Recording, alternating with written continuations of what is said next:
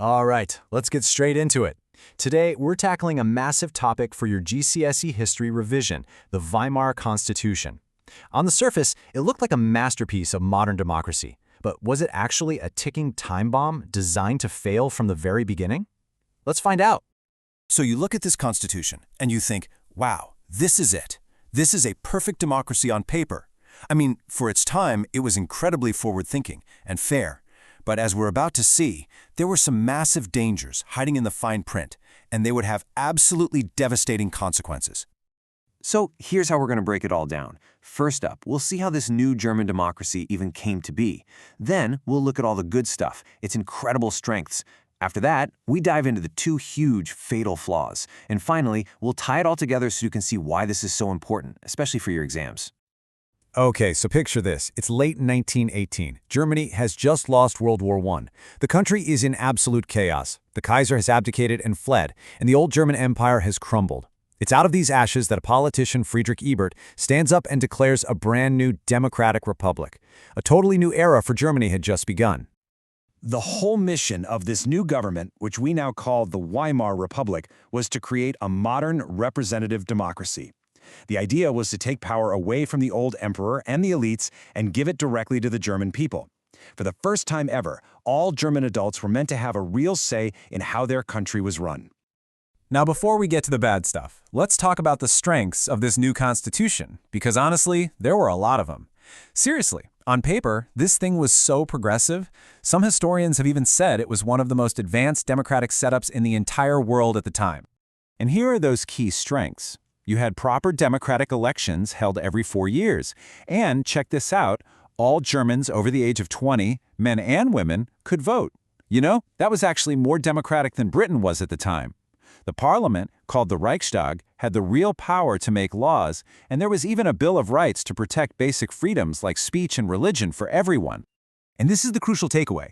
This was a massive, revolutionary shift in power. Before, you had the Kaiser and his buddies calling all the shots. Now, that power was supposed to be in the hands of the German people, through the politicians they elected. It was a completely radical change. But this is where our story takes a pretty dark turn. For all its amazing strengths, the Constitution had two absolutely fatal flaws written right into it. And these weaknesses created huge cracks in the foundation of the new republic, leading to constant instability. Right, let's get into the first big problem. It was an electoral system called proportional representation, or PR for short.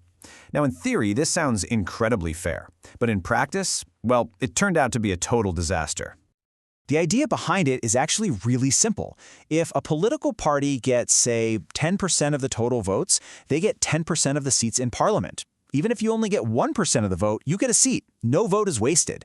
It sounds like the perfect system, right? What could possibly go wrong? Well, this is what went wrong.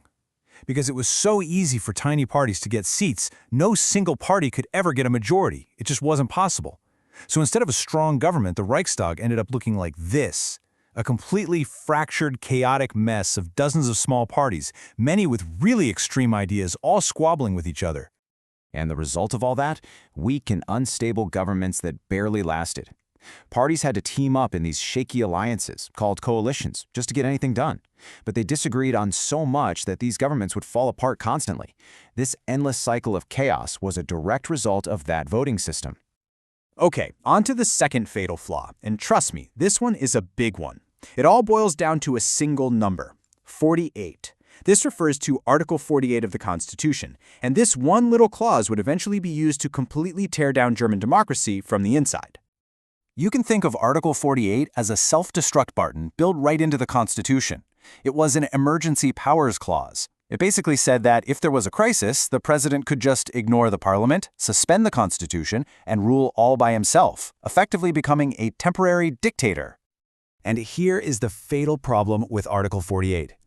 The Constitution never actually explained what counted as an emergency. The definition was completely vague.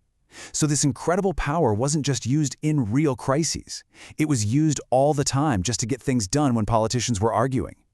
And every single time it was used, it made the German people lose a little more faith in the whole idea of democracy.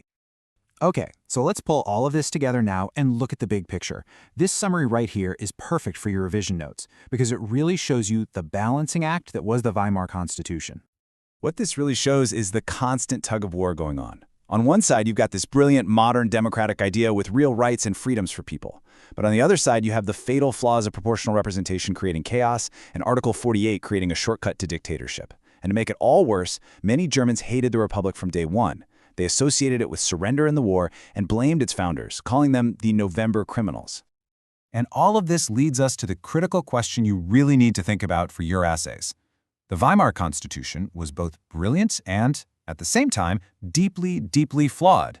But were those flaws the only reason it eventually failed? Historians still argue about this. Some say yes, absolutely, the weaknesses in the Constitution made its collapse inevitable. But others argue that if it wasn't for disasters like the Great Depression, this flawed democracy might have actually survived. So was the Republic doomed by its design, or was it just doomed by its circumstances? That's the big debate.